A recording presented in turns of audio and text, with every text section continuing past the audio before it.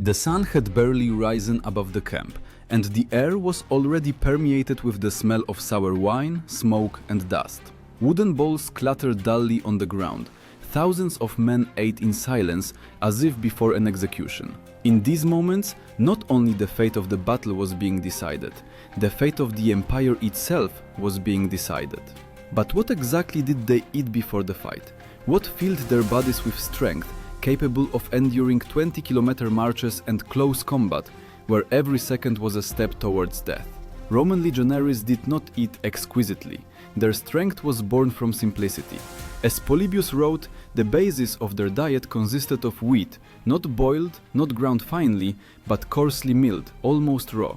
From it, soldiers made a thick porridge, mixing it with water and salt, and sometimes with vinegar. This drink was called posca, a thick, sour mixture that a modern person would probably not be able to swallow without disgust. Posca, that was the name of this nourishing liquid, served them as breakfast, lunch, and dinner. It not only satiated, but also protected against thirst in the heat. In essence, it was an ancient energy drink, rich in carbohydrates which retained water in the body. Historians note that Romans believed, the simpler the food, the clearer the mind. A legionary should not seek pleasure in food, only fuel for strength. Imagine, morning before the Battle of Cannae, a field covered in dust. More than 50,000 legionaries line up in ranks. Someone eats a flatbread made of coarse grain for the last time. Someone drinks the remnants of posca, feeling the viscous acid burn their tongue. The stomach is empty, but the body is ready for battle. In this harsh ritual, the strength of discipline, which became a weapon no less than a sword. Archaeological findings at Roman campsites confirm this diet. Traces of wheat, barley, domestic animal bones, charred grains. But meat is a rarity. On campaigns, it spoiled quickly, only before the most important battles where warriors allowed a little dried bacon or lard to add strength. It was then that camp cauldrons began to smoke, not for taste, but for endurance. Sometimes soldiers cooked a thick stew, pulse. It was a simple mixture of grain, oil, and herbs. It resembled clay but could be stored for several days. The historian Livy wrote that legionaries joked, "Pulse is our second shield." And indeed, this modest cauldron gave them energy for a 25-kilometer march with a load of more than 30 kilograms on their backs. The strength of a Roman soldier was born not in the forge, but in the cauldron. His muscles were nourished not by meat, but by grain and vinegar. His spirit was fueled by the thought that taste was not important, but endurance was. And when the sun rose above the horizon and the signal trumpets called for formation, thousands of men feeling the sour taste of posca on their lips knew. Today they had to prove that even simple food could give the strength of gods. But before the sword was drawn, the body had to endure a march, and to endure, one needed to know how Rome prepared its soldiers for this extreme exertion. The road to battle began not with a shout of charge, but with a heavy step. Day after day the legions moved like a living river of steel. Behind each man, no less than 30 kilograms of equipment: armor, helmet, gladius, pilum, mesquite, cauldron, camp tools, and 3 days of dry rations. The Romans called this sarcina, a warrior's marching kit. It contained everything needed for life and death. This load pressed on their shoulders, chafed their skin, dug into their muscles. But no one complained, because sarcina was not just a burden, it was a symbol of independence. Each legionary carried his home, his kitchen, his weapon. Caesar wrote that only he who could carry the sarcina without complaint was worthy of being called a soldier. Modern military training programs hardly come close to this endurance. 25 kilometers a day through dust and heat with a full load. An ordinary march, not a feat. Before setting out on a campaign, the centurion walked through the ranks and personally checked whether everyone had taken their share of grain. Wheat was sacred. Without it, there was neither strength nor spirit. It was issued strictly, by a measure known as a modius, about 8 liters per week. A soldier had to grind the grain himself between stones, bake flatbreads or cook pulse. This process didn't just satiate, it attuned. hands grinding the grains seemed to remember the land for which they were about to fight. The aroma of roasted grain mingled with the smoke of campfires, the creak of straps, the ringing clang of metal against metal. In the mornings, warriors ate quickly, about 5 minutes, no more. The taste was monotonous, but a deliberate purpose lay hidden within it. Romans believed that variety in food made a soldier weak, corrupted the body and will. The historian Vegetius wrote, "The strength of the legion lies in its abstinence." To us, accustomed to sweet coffee and a hot breakfast, this seems harsh, but it was precisely such asceticism that created an army which conquered half the world. Before battle, legionaries usually received an increased ration, more salt, a little cheese, and wine. Not for pleasure. Salt retained water, and sour wine helped avoid infections and imparted a feeling of vigor. This drink was called vinum acetum, wine diluted with vinegar. To a modern person it would seem spoiled, but in the Roman camp it was the taste of survival. Livy wrote that even on the hottest days, legionaries preferred acetum to pure water, because a body nourished by it does not burn from the sun. Before battle, all meals adhered to ritual. After the trumpet signal, men ate in silence. Junior officers ensured no one ate too much. Heaviness in the stomach was considered an enemy of speed. Therefore, portions were tiny, but caloric. A flatbread, cheese, a sip of wine, and that was all. The rest was strength of spirit. Archaeological findings in Carthage and at the sites of camps near Alesia confirm the presence of special marching mills and cauldrons. This suggests that food preparation was centralized. In large detachments, special cooks, coctores, were appointed, but more often each contubernium, a group of 8 men, prepared their own food. In their cauldron, pools boiled, as a symbol of brotherhood. 8 bodies, 8 voices, 1 energy. When dawn painted the horizon, hundreds of cauldrons began to cool. The smell of ash and sour wine mingled with the scent of leather and metal. Warriors stomped out the embers with their feet, hoisted their sarcinas, and the column moved again. Each step measured the time until the fight, each breath a memory of the last spoonful of porridge.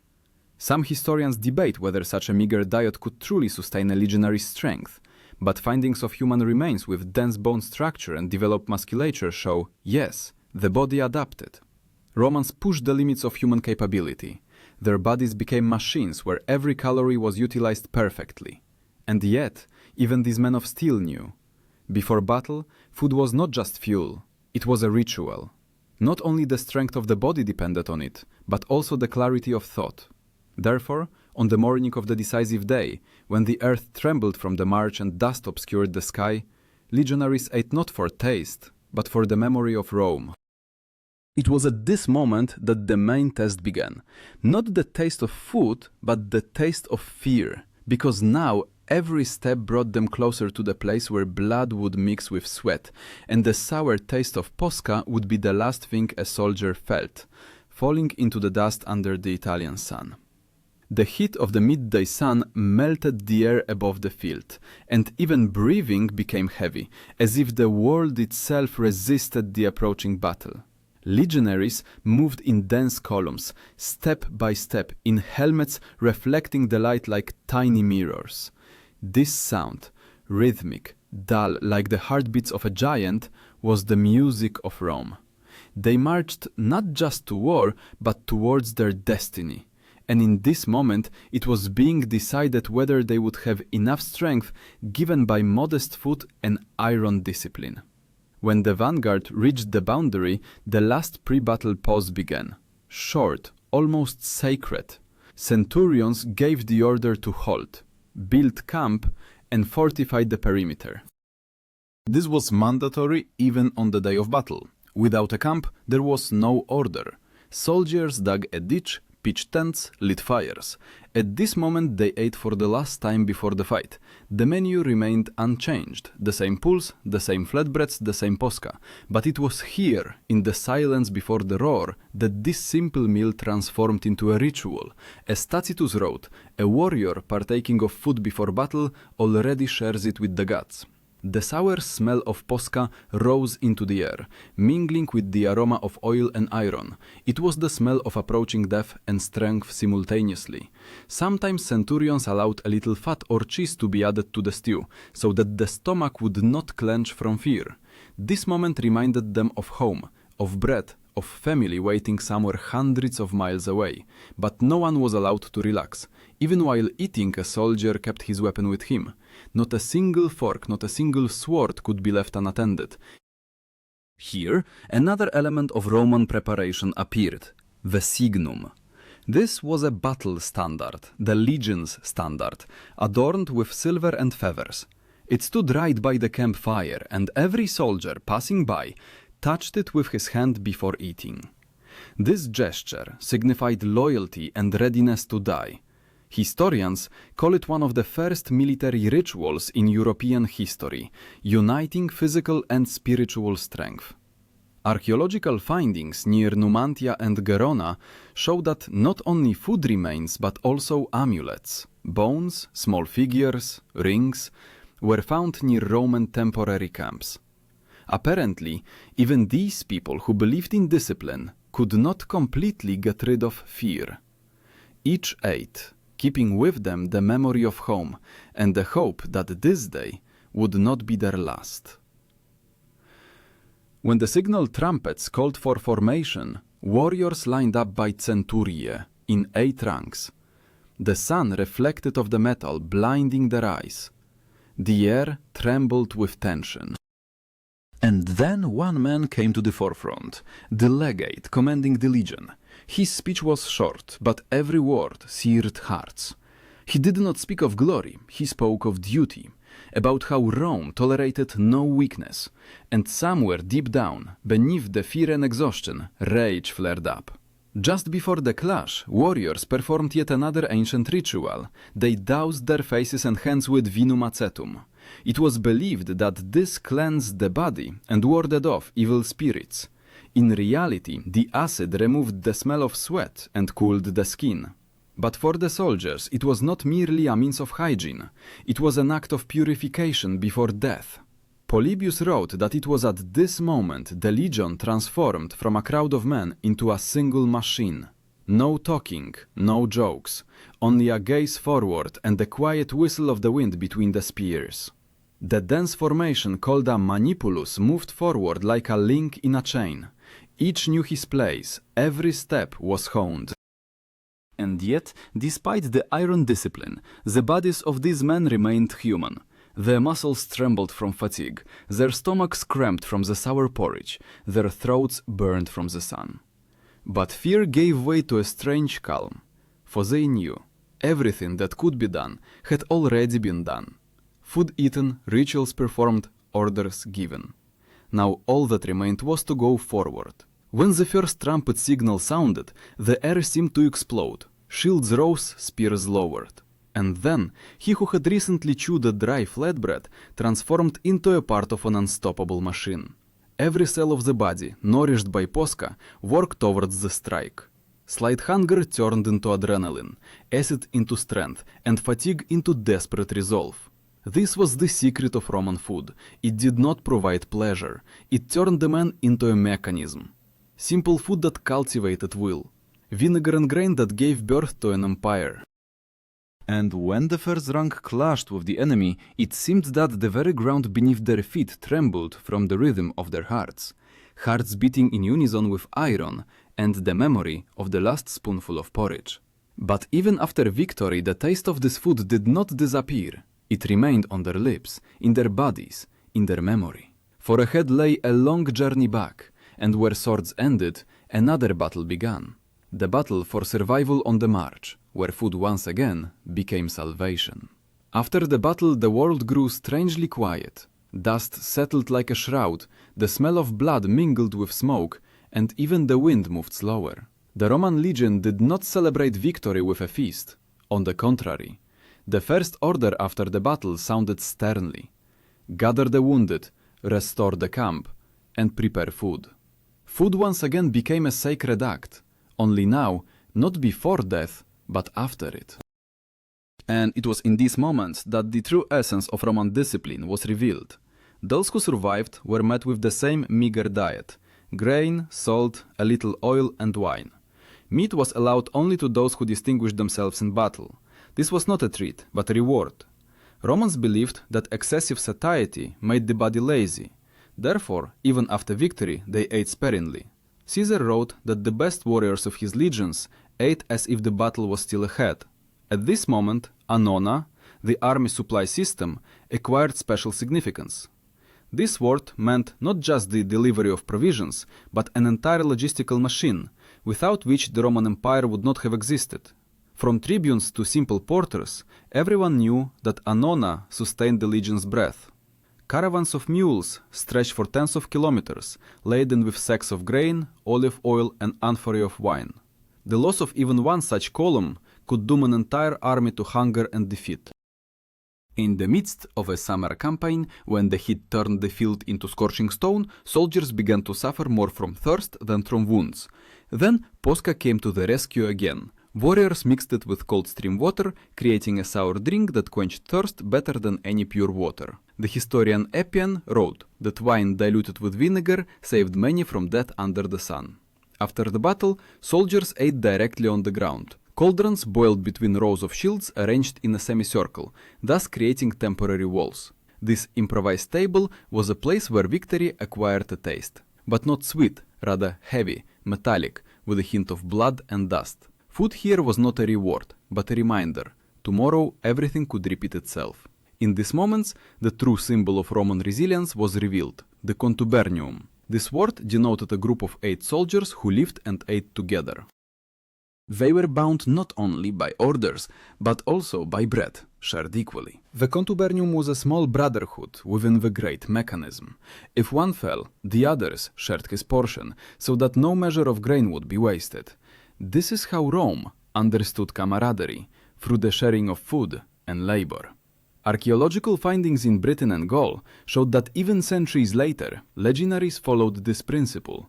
Common hearths and stone querns were discovered at campsites, from which it could be determined that every 8 men ground grain together. This simple routine united them more strongly than oaths, for behind every cauldron stood a life that depended on another. When night fell, the smell of smoke and bread rose over the camp. The faint glow from the embers reflected in the eyes of the tired warriors. They ate in silence, listening to the distant moans of the wounded. The taste of Posca was the same, but now it seemed different. In it there was a sense of gratitude for being alive. He who fought with a sword by day held a wooden spoon in his hands by evening, and this was a return to humanity. Tacitus wrote that a Roman soldier must be able to live the same way, in battle and in daily life. His strength was not only in his muscles but also in his habit of order. Even the day after battle, the legion formed up again, cleaned its weapons, measured its share of grain. Life continued as if nothing had happened, and it was precisely in this cold constancy that Rome's invincibility was born. But sometimes victory did not bring peace. When a campaign dragged on and supplies ran out, soldiers were forced to seek food around them. They gathered wild herbs, caught birds, boiled roots. Polybius wrote that in need, Romans ate what the hand of man had not touched, and yet their spirit did not break. They said, "He who can eat pulse without salt can capture any fortress." Thus, day after day, the army moved forward, leaving behind scorched earth and the smell of ash. And every evening the cauldron boiled again, Posca was poured again. Again, 8 men shared bread, as if sharing life. Their food was meager, but from this meagerness, greatness was born. For Rome was built not on gold, but on grains boiled in the dust of war. But it was precisely then, during long campaigns, that another side of this strength first manifested: exhaustion, which could destroy even a legion. And to endure, the Romans devised what would later be called the diet of the gods, a special way of eating before decisive campaigns. When war became endless and campaigns lasted for months, Roman commanders understood a legionary's strength depended not only on his sword, but also on his food. It was then that a special preparation before major battles emerged, a regimen that historians would later call the Diet of the Gods. This was not a celebratory feast. On the contrary, it was a period of purification where food became a test. Before decisive battles, legionaries were switched to a diet consisting almost exclusively of grains and sour wine. No meat, no excesses. The goal was simple: to cleanse the body of excess fat, to make it light but strong. As Vegetius wrote, a warrior must go into battle with an empty body but with a heavy heart. Vinegar and grain acted as fuel, crude, simple, but reliable. Modern physiologists would confirm precisely such a diet, rich in slow-release carbohydrates, allows energy to be maintained during long marches. Centurions carefully monitored who ate what. Any attempt to secretly obtain meat was considered a sign of weakness. A transgressor could be deprived of part of his ration or even punished with a whip. But most soldiers didn't even try. For them, food was an extension of discipline, part of an internal order where every piece of bread reminded them of their duty. Before the Battle of Alesia, about which Caesar himself wrote, legionaries ate only wheat and pulse for weeks. Supplies were on the verge of collapse, the enemy surrounded them, but the army's spirit did not waver. Warriors joked that a Roman can fight on an empty stomach if he has a handful of grain. This was not bravado, but reality. Simple food accustomed them to patience, turning them into people capable of enduring pain without a cry. It was then that the concept of panis militaris, military bread, also emerged. It was baked on embers, was hard as stone, and could be stored for weeks. They dipped it in acetum to soften it and ate it right in formation. Essentially, it was the prototype of modern dry rations. Archaeologists found such flatbreads in Pompeii and Roman forts in Britain, grayish-brown with a baked crust and the smell of smoke. They survived centuries, as if a reminder of what fueled the empire's strength. A legionary's food was not only a physical but also a spiritual tempering. Every piece of bread was a promise to oneself not to surrender. Every sip of sour wine was a reminder that life is short and Rome is eternal. And when the army formed up in battle order at dawn, this internal energy was felt in every movement. At that moment, the Roman formation came alive. Steel helmets glinted under the sun, shields closed ranks into a living wall. Warriors raised their pila, and a quiet clang of metal ran through the ranks. This was not just a formation, it was a ritual of strength. The formation was called testudo, which in Latin means tortoise. Soldiers interlocked their shields over their heads and at their sides, forming an impenetrable dome. Inside it was dark, stuffy, smelling of sweat and iron, but no one flinched. And it was here that the true significance of their diet became apparent. Without a light stomach, without heavy food, such a formation simply would not have endured. Inside the testudo, one had to stand for hours without moving, under a hail of arrows and stones. Fatigue from food could become deadly. Therefore, Romans ate in such a way as to be ready for this ordeal. Food and tactics merged into one, becoming a weapon. Tacitus noted that Roman armies could endure continuous operations longer than any opponents, precisely because of their nutrition. Their energy did not depend on meat supplies or provisions from the market. They could march for weeks, subsisting on grains and salt. This made them unpredictable and invulnerable. On the night before battle, a special silence reigned in the camp. Warriors sat by the embers, breaking bread, moistening it with wine. Someone whispered prayers, someone sharpened a blade. And in this moment, between hunger and fear, between smoke and stars, what would later be called the Roman miracle was born, an absolute readiness for death for the sake of duty. When the trumpets announced the beginning in the morning, legionaries rose, like a single organism. The pulse, eaten at night, gave energy, the sour wine, determination. Every step was precise, like the movement of a machine. And when the ranks closed into a testudo, enemies saw not people, but something more, a force fueled not by meat, but by will. Thus, the Roman diet, created out of necessity, transformed into a symbol of power. But after glory came a new stage, the return home, when warriors tasted ordinary food for the first time in months. And it was then that they realized that the taste of victory was not a feast at all, but a memory of simple grain that gave them immortality. Returning from a campaign was the strangest time for a legionary. The body was accustomed to deprivation, the stomach to meager food, and the soul to constant anxiety. And suddenly, the smell of fresh bread, olive oil, roasted meat, all of this seemed almost indecent after months of posca and pulse. In Rome, a triumph was held in honor of the victors, a procession along the sacred way, flowers, crowds, wine. But the soldiers themselves often felt revulsion towards abundance. They looked at the exquisite dishes and understood that true strength was not born here. Historians wrote that many veterans continued to eat in a campaign-like manner even at home. Simple wheat porridge, a little vinegar and salt, a habit transformed into a symbol of memory. Emperor Augustus, according to Suetonius, ate like a soldier, modestly and quickly, not allowing himself to become satiated. He said that satiety makes a person vulnerable. Food in Rome was more than a necessity, it was politics. The city was supplied with grain from Egypt and Africa. Annona became a sacred duty of the state. The empire rested on bread no less than on swords. But this bread always reminded the legionary of campaigns, of dust, of stones underfoot, of comrades with whom he shared the last measure of grain. Thus, a Roman lived between two worlds, of feast and campaign, of abundance and need. And perhaps it was precisely in this contrast that the secret of Roman power lay, the ability to enjoy victory without forgetting the taste of hunger. For he who remembers what it is like to eat pulse without salt is not afraid to lose everything else.